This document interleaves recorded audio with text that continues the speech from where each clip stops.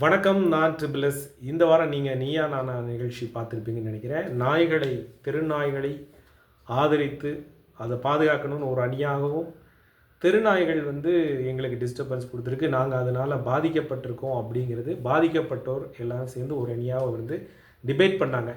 இந்த டிபேட்டில் சில கான்ட்ரவர்சியான நிகழ்வுலாம் நடந்தது.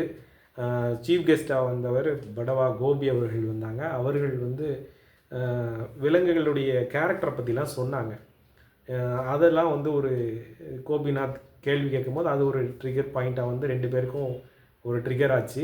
இன்றைக்கி அவர் ஒரு வீடியோ வெளியிட்டு என்னை விலங்கு நல ஆர்வலராக தான் என்னை கூப்பிட்டாங்க. ஆனால் அதில் நிறையா ஒரு 8 மணி நேரம் நடந்த நிகழ்ச்சியில் நான் நிறைய விஷயங்கள் சொன்னேன்.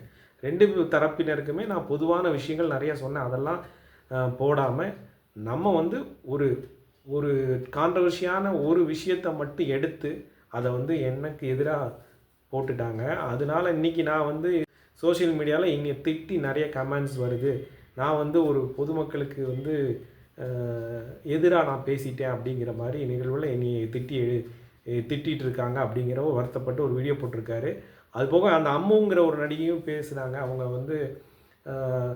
அவங்களையும் நிறைய பேர் திட்டி கமெண்டில் போட்டிருக்காங்க அப்படிங்கிற மாதிரி அவரும் அந்த அம்மாவும் வீடியோ போட்டிருக்காங்க. இந்த மாதிரி நிகழ்வுகளை பார்க்கும்போது நிறைய விஷயங்கள் ஒரு ஒரு பொதுமக்கள் இன்றைக்கி ஹீட்டாக இருக்க ஒரு விஷயம் இப்போது நாய்க்கடியினால் நிறைய பேர் பாதிக்கப்பட்டிருக்காங்க.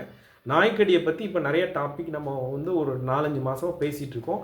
அது போக இந்த உச்சநீதிமன்றத்தில் தீர்ப்பு ஒரு நீதிபதி இதை கண்ட்ரோல் பண்ணணும்னு ஒரு அரசாங்கத்திற்கு ஒரு உத்தரவு போட்டதுக்கப்புறம் அதிகப்படியான பேசுகிறோம். அதனால தான் இந்த டாப்பிக்கே எடுத்து அவங்க பேசுகிறாங்க. இந்த டாப்பிக்கை ஹீட்டாக இருக்க டைமில் இதை பேசும்போது பாதிக்கப்பட்டவர்கள் அதிகமான அளவில் ஒரு கோபத்தோடு இருக்கக்கூடிய சூழலில் விலங்கு நல ஆர்வலர்கள் நீங்கள் என்ன தான் நியாயப்படுத்தி பேசுகிறாலும் அதை எடுத்துக்கிறதுக்கான வாய்ப்புகள் கம்மியாக இருக்கும். இதை சேனல் என்ன செய்யுது, அவங்க அவங்களுடைய தரப்புக்கு எது நமக்கு ஹீட்டாக ஒரு ஆர்கியூமெண்ட் போதோ அதை கண்டென்ட்டாக எடுத்து காட்டும்போது அவங்களுக்கு ரேட்டிங் கிடைக்கும், நிறைய வியூவர்ஸ் கிடைக்குங்கிறதுக்கு அவங்க அதை பண்ணுறாங்க.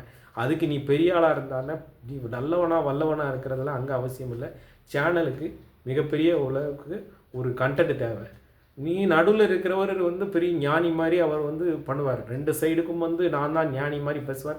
அவர் உண்மையான கேரக்டர் பின்னாடி பார்த்தீங்கன்னா அவரை பற்றி நிறைய விஷயங்கள் நிறைய பேச முடியாது, அந்தளவுக்கு அவர் இருக்கிறார்.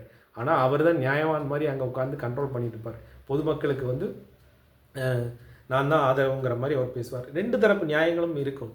ஒரு உலகம் தெருநாய்களுக்கு எதிரானதா, நம்ம மக்கள்லாம் எதிரானவங்களா அப்படிங்கிறது நம்ம இந்த இடத்துல யோசிக்கணும். திருநாய்களினுடைய வரலாறுங்கிறது ஒரு 4000-5000 வருஷத்துக்கு முன்னாடி உள்ள ஒரு வரலாறு இருக்கிறதுக்கு.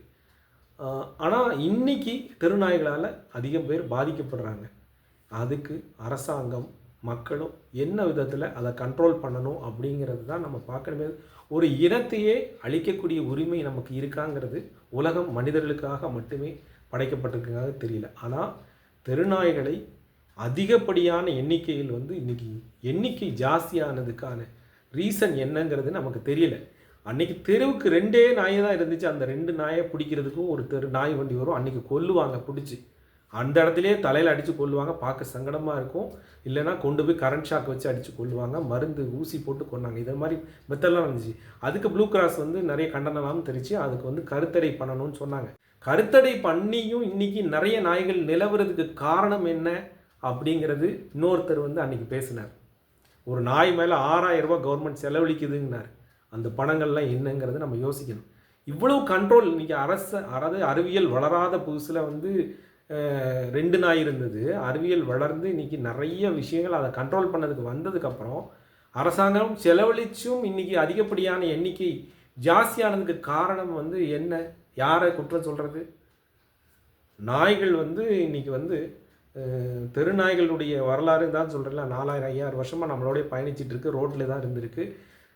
இதனுடைய பூர்வீகம் ஆஸ்திரேலியான்னு சொல்கிறாங்க. பட் அதுக்கு சரியான தகவல் சரியான தகவல் உறுதிப்படுத்தப்பட்ட தகவல் கிடையாது. அப்படியே நிறைய படையெடுப்புகள் மூலம் அவங்களும் அவங்களுடைய நாட்டிலேருந்து வரக்கூடிய நாய்களை கொண்டு அவங்களோட படைகளோடு கொண்டு அதுவும் கலப்பினமாகி நமக்கு இன்றைக்கி நாய்களாக இருக்குது. மெயினாக வளர்க்கக்கூடிய தெருவில் வளரக்கூடிய நாய்களுக்கு இனப்பெருக்க ஜாஸ்தியாக இருக்குது. இந்த இனப்பெருக்கம் வந்து வணிக ரீதியாக இது இருந்திருந்தால் இந்த நாய்கள் ரோட்டில் அலையவே அலையாது, அவ்வளோத்தையும் தூக்கியிருப்பாங்க. காசு பண்ணுறதுக்கான வழி வந்து இந்த நாய் நாட்டு நாயில் ப்ரீடிங்கில் இருக்குன்னு மட்டும் தெரிஞ்சுதுன்னா இதை வந்து மிகப்பெரிய அளவில் ஒரு வணிக பொருளை எடுத்து பண்ணியிருப்பாங்க. ஆனால் இந்த நாட்டு நாய்க்கு அது இல்லை. ஆனால் உயர் ரக நாய்கள்னு அவங்களே நாய்களில் வந்து உயர் ரகம்னா இது வந்து கம்மியாக இருக்கிறது கூட இருக்கிறது. இவங்களா அதை கொண்டு போய் ஒரு ப்ரீடு பண்ணுறதுக்கு அவ்வளோ காசு வாங்குறாங்க. நீங்கள் வீட்டில் நாயே கிடையாது, செயற்கையாக வந்து பல ரகங்களை மிக்ஸ் பண்ணி இந்த மடியிலேயே வந்து ஒரு நாய் வச்சுருப்பாங்க. பக்குன்னு ஒரு நாய் இருக்குது, நீங்கள் கேள்விப்பட்டிருப்பீங்க. மூஞ்சியெல்லாம் அப்படி அழகாகவே இருக்காது, பட் ஆனால் அதை பெரிய செல்லமாக வளர்ப்பாங்க. அந்த நாய் பயப்படும். வீட்டில் தனியாக விட்டுட்டு காவலுக்கு இருக்கிற நாய் இருக்கு இல்லையா, அந்த நாய் கிடையாது அது. வீட்டில் நீங்கள் தனியாக விட்டுட்டு போனீங்கன்னா அந்த நாய் பயந்து அழும், கண்ணீர் வரும் அதுக்கு. நீங்கள் தனியாக ஒரு 2 ஹவர்ஸ் 3 ஹவர்ஸ் அதை விட்டுட்டு போயிட்டீங்கன்னா அந்த மாதிரி நாய்களை வந்து வீட்டுக்குள்ளே பெட்டில் போட்டு வீட்டில் குழந்தைகளாக போட்டு புரட்டி எடுத்துக்கிட்டு இருக்காங்க. ஆனால் நாட்டு நாய்களை தெருவில் விட்டுறாங்க. ஆனால் அதுக்கு காவல் காக்கும் குணம் இருக்குது. நுகர்வு தன்மை வந்து ஜாஸ்தியாக இருக்கிறனால டெய்லி வரக்கூடியவங்களுடைய நுகர்வெல்லாம் அதுக்கு தெரியும். வித்தியாசமாக ஒருத்தங்க வர்றாங்கன்னா அதுக்கு அதை வந்து குலைக்கும். இந்த நாய்கள் ஒரு நாய் இருந்த இடத்துல இன்றைக்கி 10 நாய் இருக்கும்போது அதுக்கான வேகம் அதிகரிக்கும். நமக்கு கேங் இருக்குது அப்படின்னு சொல்லிட்டு அதுக்கு போக இந்த ஸ்கூட்டர் சத்தம் இந்த இதெல்லாம் வித்தியாசமாக வரும்போது அது பின்னாடியே துரத்தும். நாய்களை வந்து ஹேண்டில் பண்ணுறதுக்கு வந்து ஒரு பெரிய மெத்தட். நானும் காலேஜ் படிக்கும்போது என்னை நாய் துரத்தி நான் பைக்லேருந்து விழுந்து அன்றைக்கி தப்பிச்சதே பெரிய விஷயம். ஆனால் நான் கற்றுக்கிட்டேன். நாய் துரத்தும் போது ஒருத்தர் சொன்னார், நாய் துரத்தும் போது நீங்கள் வந்து நீங்களும் சேர்ந்து ஓடக்கூடாது, நின்றணும். நின்னால் அதுவும் நிற்கும். அப்போ தான் நீங்கள் வந்து அது பயந்து ஓடுன்னு சொன்னார். இதெல்லாம் கற்றுக்கிட்டு நம்ம பண்ண முடியாது.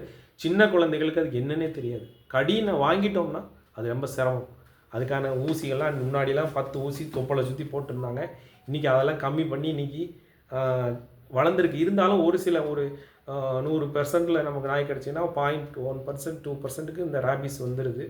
இதை கண்ட்ரோல் பண்ணணும்னா இந்த பெர்த் கண்ட்ரோல் மெத்தடை இம்ப்ளிமெண்ட் பண்ணி மிகப்பெரிய அளவில் ஒரு நாய் கண்ட்ரோல் பண்ணுறதுக்கு நம்ம வந்து என்ன பண்ணணுமோ அதை நடவடிக்கை எடுக்கணும். அது போக விட்டுட்டு நம்ம இதை வச்சுட்டு நம்ம வந்து கான்ட்ரவர்சியாக நீயா நானாங்கிற மாதிரி பார்த்துட்டு இருந்தோம்னா ரெண்டும் வந்து சண்டை தான் வரும். அதனால் இந்த மாதிரி நிகழ்வை வச்சு நீங்கள் காசு பண்ணாத, இதுக்கான வழிகளை சொல்லுங்கள். எல்லோரும் நாய்களை கண்ட்ரோல் பண்ணுறதுக்கு தெருவில் வந்து 10 நாய் இருக்குன்னா 8 நாயை எங்கேயாவது கொண்டு போய் விடணும். அதை பாதுகாக்கக்கூடியவங்க அதை எடுத்து செய்து விருப்பப்பட்டு செய்யக்கூடியவங்கள்ட்ட கொண்டு வரணும். தெருவில் கண்டிப்பாக விடாதீங்க அப்படிங்கிறத நம்ம சொல்லலாமே தவிர முழுமையாக அதை வந்து அழிக்கிறதுக்கான உரிமை வந்து யாருக்கும் படைக்கப்படலைங்கிறது என்னுடைய கருத்து. அதை கண்டிப்பாக கண்ட்ரோல் பண்ணி இன்றைக்கி யாரும் பாதிக்கப்படாத அளவுக்கு அதுக்கு என்ன செய்யணுங்கிறத அரசாங்கத்தோடு பொதுமக்களும் இணைஞ்சு இதை ஒழிக்கிறதுக்கு என்ன உண்டோ அதை செய்யணுமே தவிர இதை வச்சு சேனல் வந்து காசு பார்த்துட்டு ஒருத்தனை வந்து கெட்டவனாக காட்டுது, ஒருத்தனை நல்லவனாக காட்டுது. பாதிக்கப்பட்டு ஒருத்தர் வந்து குழந்தை இறந்துருக்குன்னு சொல்கிறாரு. அதுக்கு என்ன பதில் சொல்ல முடியும்? நம்ம சமூகத்துக்கு வந்து நம்ம அதுக்கு அவருக்கெல்லாம் பதிலே சொல்ல முடியாது. இந்த நாய் வந்து ரோட்டில் அலையிறனால ஒரு நாய் வந்து ஒரு குழந்தைய வந்து சாகிறதுக்கு காரணமாக இருக்குன்னா அந்த நாயை நம்ம எப்படி அதனுடைய குணத்தை மாற்றி என்னென்ன பண்ணணும் அதை கண்ட்ரோல் பண்ணி ரோட்டில் அலையாத மாதிரி மனிதர்களுக்கு எந்தவித பாதிப்பும் வராத மாதிரி நம்ம நாய்களை கொண்டு போய் அதை பராமரிக்கணுங்கிறது தான் என்னுடைய வேண்டுகோள். கண்டிப்பாக அதுக்கு வந்து அரசாங்கம் நடவடிக்கை எடுக்கணும் அப்படிங்கிறத நம்ம வேண்டுகோளாக எடுத்து செய்வோம். நன்றி, வணக்கம்.